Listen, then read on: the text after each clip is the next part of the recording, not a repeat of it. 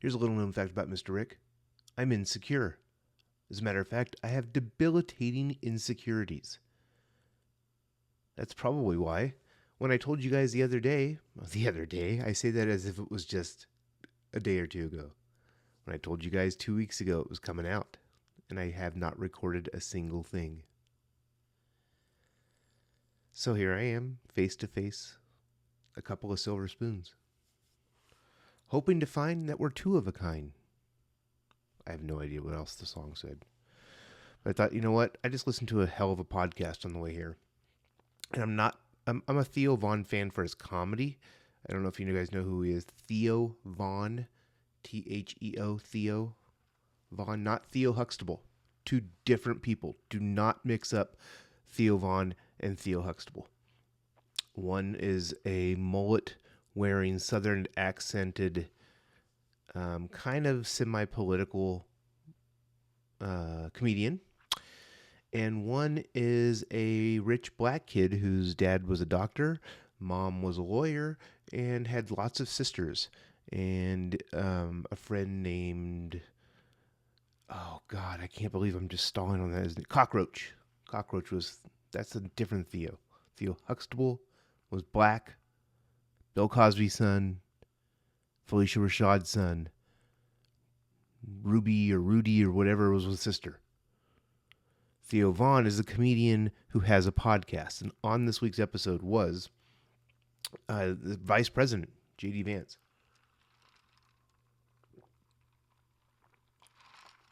Some of you think I was drinking some sort of alcoholic beverage because I'm like a 16-year-old at a high school party for the first time where I just carry around my red cup.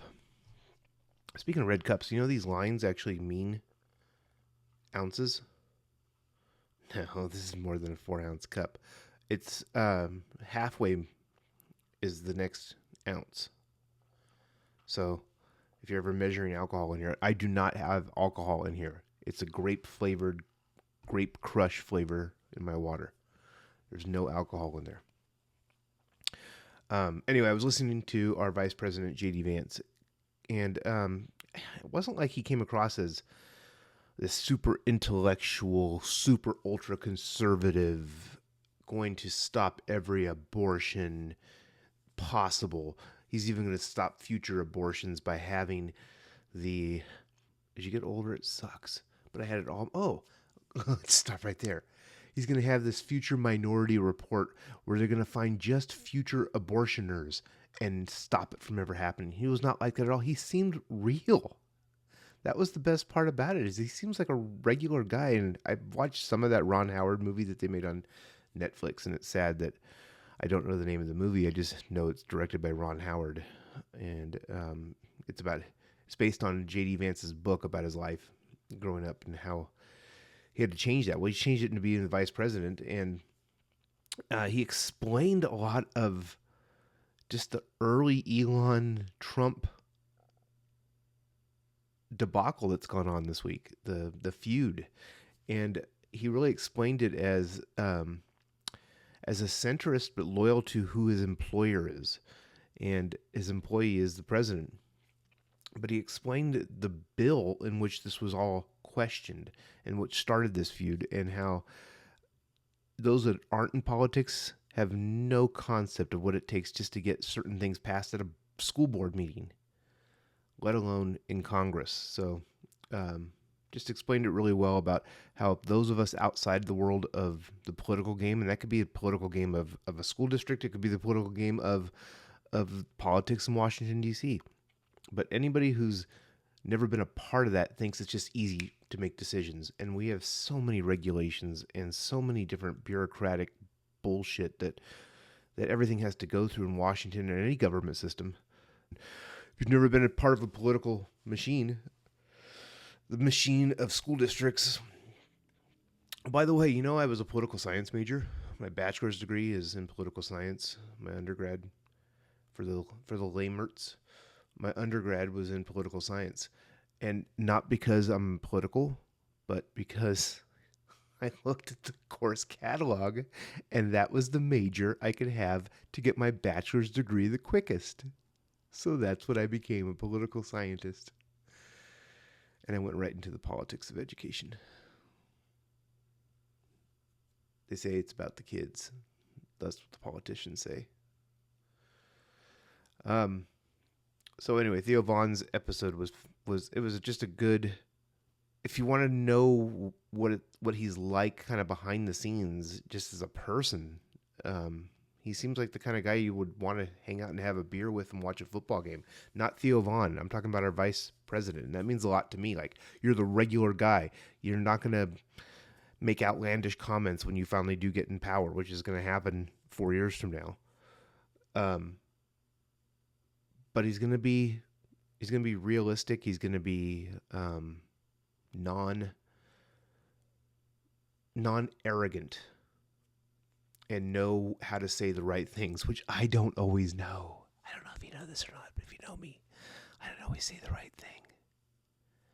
But I'm not the president. It's funny when I do it. Sometimes it's sad because nobody can believe I have no concept of what I'm going to say next. But I'm not the president. I'm a podcaster that sometimes teaches disabled children. I wrote a book. We'll talk about that in a bit.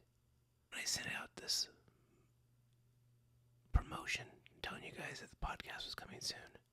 I don't know why I'm whispering, but it just is funnier to me if the whole podcast from here on out is a whisper.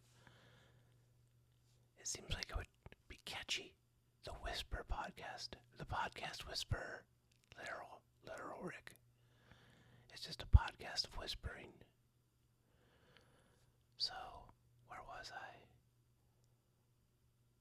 I was talking about... Oh, a couple weeks ago, that's right. I'm 50 now. It takes a little longer. A couple weeks ago, I sent out a tweet, a TikToker, an Instagram, or the IG, as this generation calls it. Yeah, hang loose, bro. And the FB. Yeah, I think I may have even put it on MySpace, telling you guys I want to know what my impact was on your life. And I would then in turn tell you what your impact has been on me. And with this debilitating insecurities that I have, I got 4 responses in the last couple weeks. But I owe it to those 4 to bring them up right now. So the first response I got was from a parent here in Nevada. I say here in Nevada. I'm not in Nevada right now. I'm in a bedroom that I rent in Victorville, California. But the first response I got was a voicemail. It was just from a parent who said that since I left, and believe me, I left because I wanted the money. We needed the money. That's the only reason why I left. But I left to a better place for me, just so you guys know, just in case you were worried about that. Anyway, I left the charter school, and it was very evident that charter schools were just taking kids in Nevada. They just want kids there so they can get the money from the state. And, oh yeah, we can serve them. And they can't. So they had these kids that it seemed like constantly having IEPs for mostly behavioral reasons. And they ended up putting them in my class, and one of those students, it was not a behavioral issue, but he is a student in the spectrum that wanted to be a social butterfly. And I connected with him just in the first week or so that I ever started working there at this charter school, and it became evident that he needed just an ally, and I think I became that. So he had an amazing impact on me, because the second year I was at that school, not only was he in my class more, not only did I have a chance to work with him, I got to work with him and a paraprofessional that did a fantastic job in including him in not only classes, but she included him to make sure he was going to some of the academic classes and being a part of it and trying to adapt it. But anyway, it gave me a chance to work with him. It also gave me a chance to work with parents. And this parent I feel like during my time at that school knew my passion for making sure her son succeeded at that school. And Allie, you got to know, I, I, I took that responsibility to heart, and I wanted to make sure Nick had a great program while he was there. And thank you for sending your comments. Uh, your son's impact on my life, he will never be forgotten. Those basketball games, it was awesome. I became the basketball coach, and I made sure Nick was a part of those teams. And one team, but Nick was a part of that team, and he so wanted to be. And he participated, and he played in every game. It may have been 30 seconds, but he played in every game, and I will forever remember that. So thank you, Allie.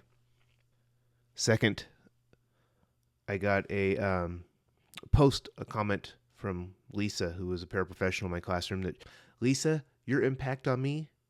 Thank you for leaving that comment in my TikTok video, by the way. But your impact on me was, I will always remember throwing candy from your table to the kids across the room and making sure they got the rewards that they need. Don't let distance stop you. Thank you, Lisa. My third was a parent from years ago that started following me on TikTok as if I'm some famous TikToker. I'll do the dances later, by the way. She started following me and has commented on a lot of this stupid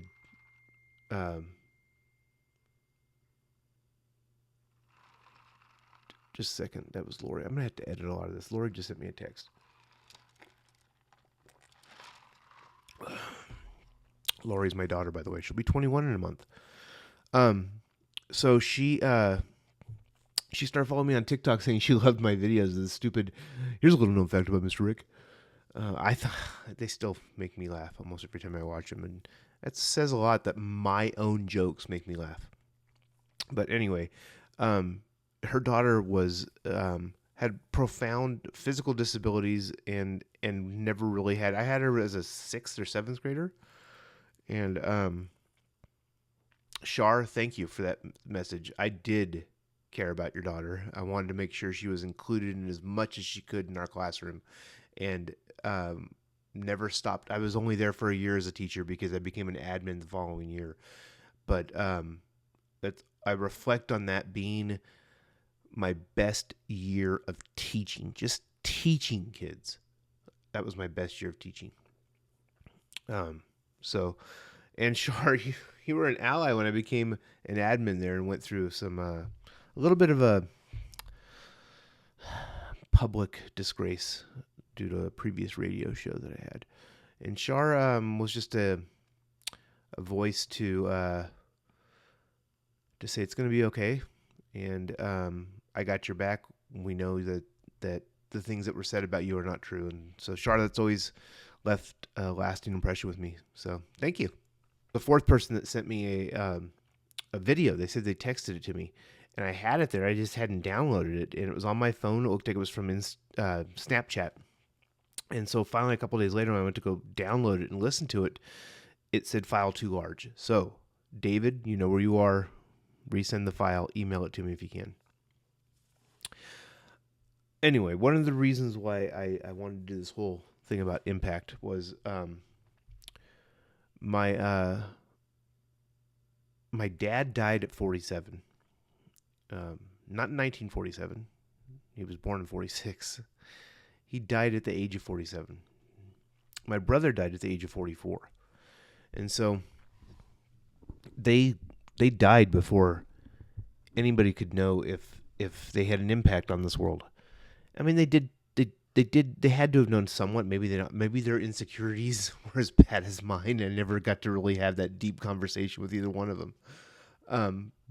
Maybe they thought they were never had an impact, but I think they, at least Nick, my brother, had to have had an idea, but I don't think he had as much of an idea. But when I left Hollister, California, just 3 years ago, there were people that would come up to me. Oh, your dad. There was always stories about my dad around town. So he had an impact, but never heard any of that impact he had on people, because he died at 47. My brother was 44.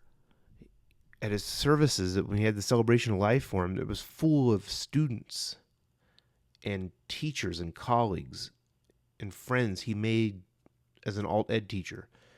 And I don't think he knew the impact he had on those kids' lives as well as the lives around him. And I don't think he also, I also don't think he knew what a bastard he could be. And just showing up at my house for no reason. Wouldn't call. I guess there was a reason. He wanted to see his niece and nephew. And then eventually the other nephew. And then eventually, I think he was there to see Heather. I know I made that joke a long time ago, but I think that's why he was there. I'm going to whisper again. I thought this was going to be a whisper podcast. But shh, I think Nick was there to see Heather.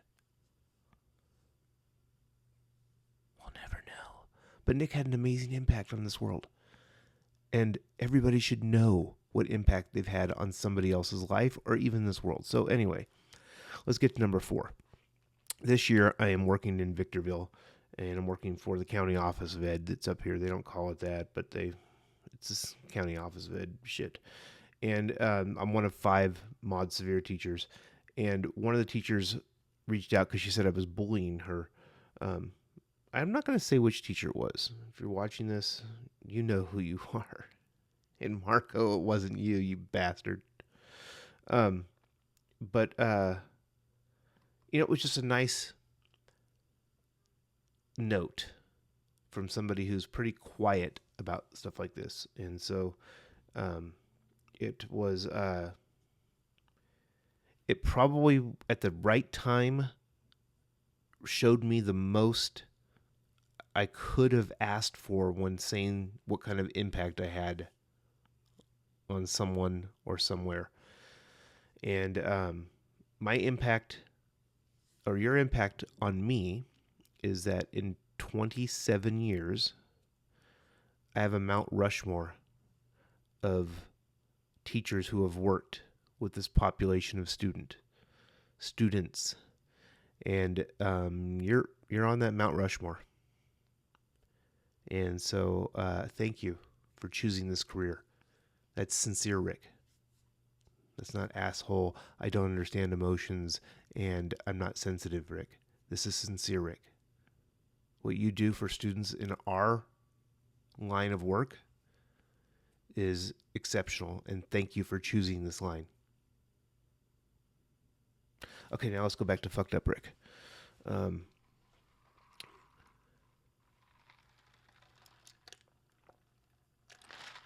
I wrote a book over the last several months. So if you have a chance, go on Kindle, and you can download it to Kindle. You don't have to go on Kindle. If you don't have a Kindle, did you know there's an iOS app that is a Kindle compatible? It's called Kindle. You can search for it in the App Store. And from there, you can buy my book for $1.99. It's $2. Okay? It's a survival guide for teachers to know that they're good enough, they're strong enough, and doggone it, people like them. I don't give a shit if people like them. I give a shit if the kids in that classroom like them. Because if they like them, they're going to learn more from them. And so this book's just some funny shit to get you through at least your first couple years of teaching before you start realizing this is an art form. So, anyway, go on to Kindle, go on to Amazon. I'll put the link up on this video. And tell me what you think. $1.99, $2. Come on. Get it out there. You can help me.